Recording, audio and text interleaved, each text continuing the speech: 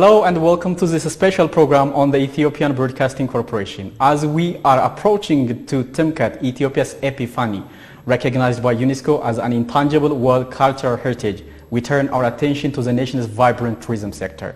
Today we are honored to have with us Mr. Getnet Yigzaw, the lead CEO of Ethiopian Convention Bureau under the Ministry of Tourism. Many thanks for joining us to this interview. Thank you very much. So could you provide us an overview of the current state of Ethiopian tourism? Before really I'm trying to tell you about the current situation of tourism in Ethiopia. Why tourism in Ethiopia? Which is better to give an answer for this question. Because there is a diversified product in Ethiopia concerning our natural point of view or geographical point of view. Indeed, Ethiopia is a very big country which covers 1.102 million kilometers square and 4,550 meters above sea levels around Ras Dajan. When you flow down like a bird flow, you will reach around 100 meters below sea level. That's the Danakil Depress. Throughout this all the entire range, you can have everything that made by God. And this is the reason why, established 60 years ago, His Majesty Haile Selassie, the tourism industry and the tourism sector. And in 1974, really, we have got 15,000 tourists during the time of His Majesty Haile Selassie. So starting from 15,000 tourists, at this period in Ethiopia, there is almost close to 1 million tourists. So more or less, this is why Ethiopia gave a serious attention and direction the government for tourism, registered as an economy sector among the rest of economic sectors. That's great. So we said Ethiopia has lots of attractions, of course, and endowed with a lot of natural, cultural and historical attraction. But which specific area can be taken as a primary opportunity for growth in the tourism sector? That's a very important question. For the last 60 years, Ethiopia was driven by cultural and natural tourism. Almost this cultural and natural tourism is declining because of several issues, several points. To tell you frankly, for the last 60 years we used a cultural and natural, but the natural is not as such boomed area because the close neighbor country, when you go after 1,300 kilometers, you can have the Kenya tourist attraction, but the Kenya tourist attraction is based on nature. When you come in Ethiopia, it's very diversified. Nature and culture, we promote for a long time, we consumed for a long time.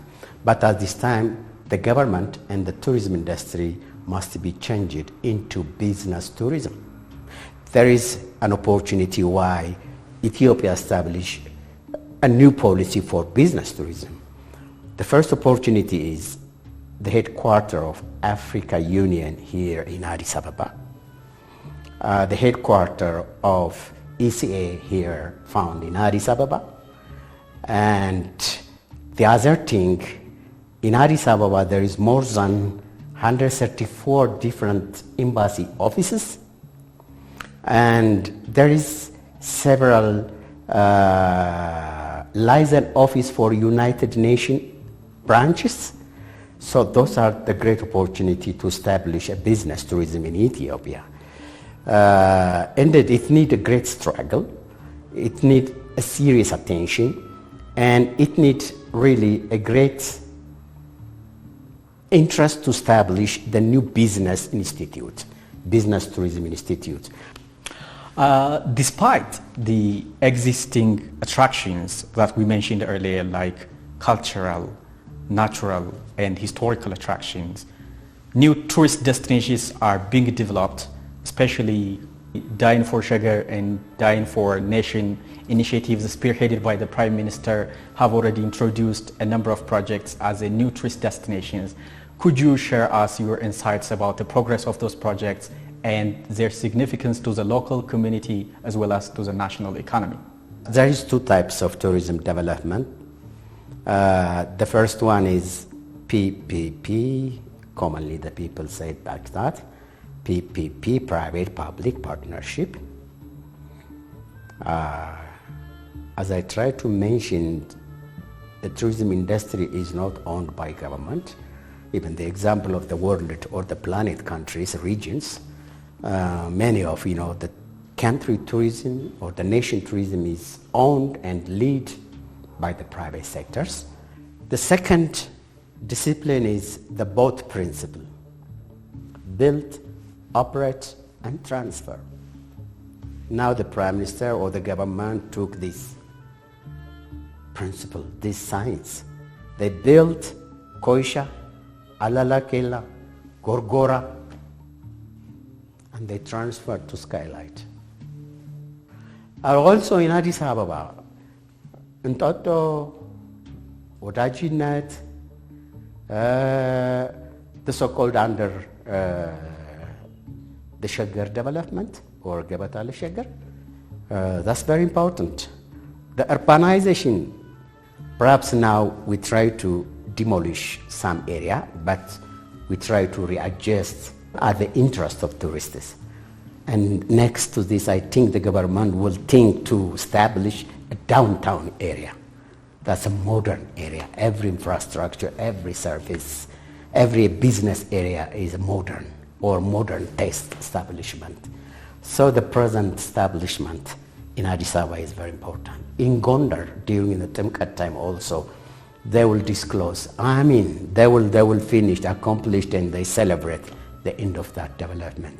And the other regional areas also, newly they establish or they re-urbanize. But urbanization is good, but you should take care to not lose your own authenticity, integrity. Even if you add new things, you should keep the synchronization. You know why I'm saying, I'm forwarding these words? UNESCO, when they establish a new World Heritage Sites like cultural, natural, historical, its nomination file or tentative file is based on those points: introduction, authenticity, integrity, and synchronization. Otherwise, you don't cheat the tourist visiting or the tourist eye. They are thinking this is older building, but you painted color and changing the infrastructure, changing the architecture. It looks like a new, so you are losing your authenticity. So they must really give a serious attention when you re-urbanize the area. As per my opinion is concerned, until now there is no such very big demolished deal, but for the future, really it needs care. So far, we've been talking about opportunities, but despite the opportunities, of course, challenges persist. Some mention infrastructure and global perception towards Ethiopian and Africa in general as an obstacle to the tourism sector. What practical challenges does the Ethiopia tourism sector face? The leadership turnover is a great challenge in this industry. As I'm trying to tell you before also, for the last 6 years, tourism industry was under Ministry of Culture, Tourism, Youth, and also the notice, what we call it, Mastawaqiya Minister. That's a big time, 6 years. So 3 years ago, bring it as the economic sector and establish tourism as a ministry or as a state party level. This is a good progress. The other challenge is, as you mentioned, the understanding of the community. The nature-based tourism is very important for Ethiopia because you will establish community-based tourism, community-based ecotourism. There is many mountains. The technology, mode of transportation is still flight and surface.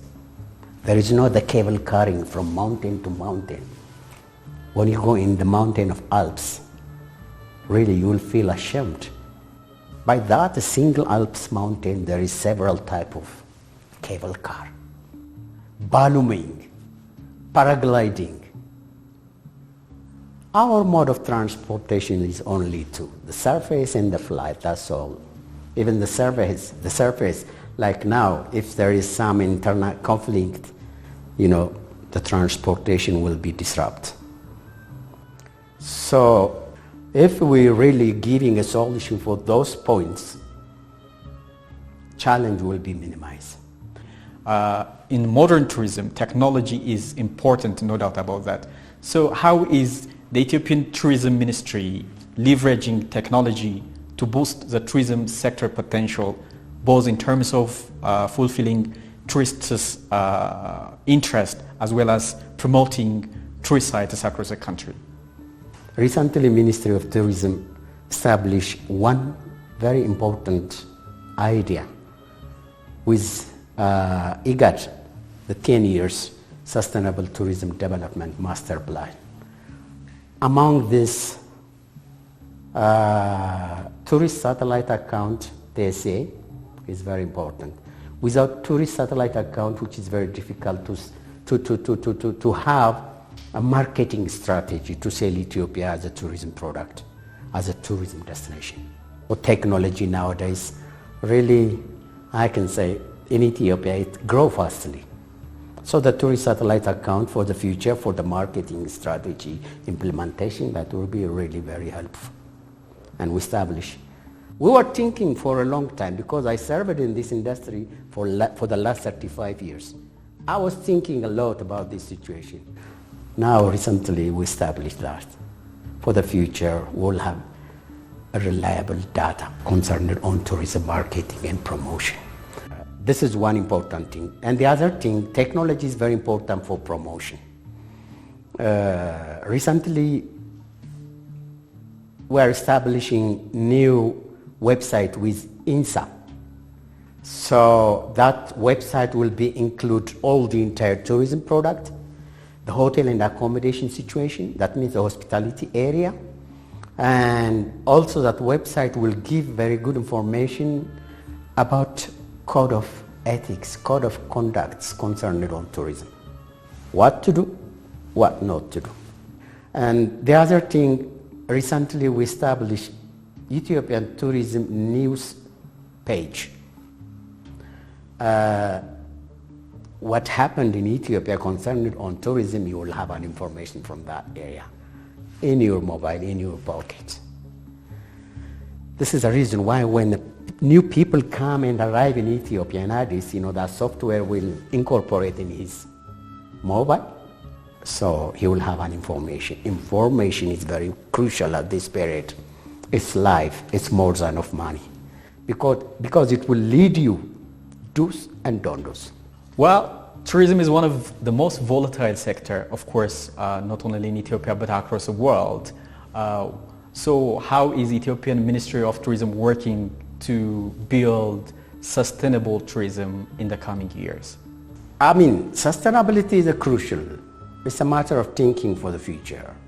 Without sustainability principle, without sustainability idea, without sustainability work, as I told you before, we borrow this country from the coming generation. So, to give back for the coming generation, you should follow the sustainability manner. All the sectors must be think about sustainability. As per Ministry of Tourism, the first thing in history I can say, establishing one department concerned on sustainable tourism development. Before I changed to Ethiopian Convention Bureau, I was leading that Ethiopian Sustainable Tourism Development Department. This is one progress. Sustainability is not only concerned on development or conserving nature or conserving cultural site. Sustainability is, also concerned on tourism marketing. And so this Sustainable Tourism Department is working on development, historical site, natural site, in terms of sustainable principle, evaluated, In terms of tourism marketing also, they should control, help, and building a capacity to lead that area in terms of sustainable principle. Because 2063 is the Africa Union sustainability or sustainable development goal. We should accept and follow, as we are the headquarters of AU and the member of UN. We are about to celebrate Timket, Ethiopia's Epiphany, which is inscribed by UNESCO back in 2019. So how Ethiopia's Ministry of Tourism is working on Timket and other celebrations to capitalize on tourist flow? We used to celebrate January 19 and 20, the day of Timket or Ethiopian Epiphany, because many of the Christians believed that Christ is baptized in Jordan River by John. And this is the reason why, starting from a long time ago in Ethiopia, this road show, this road celebration, the Holy Baptism Day, giving the word in is Timket. And they spend many of the peoples around the water area.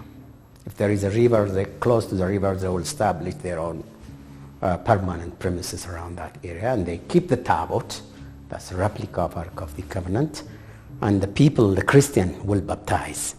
So this is a big deal for the Christian people who live in the planet.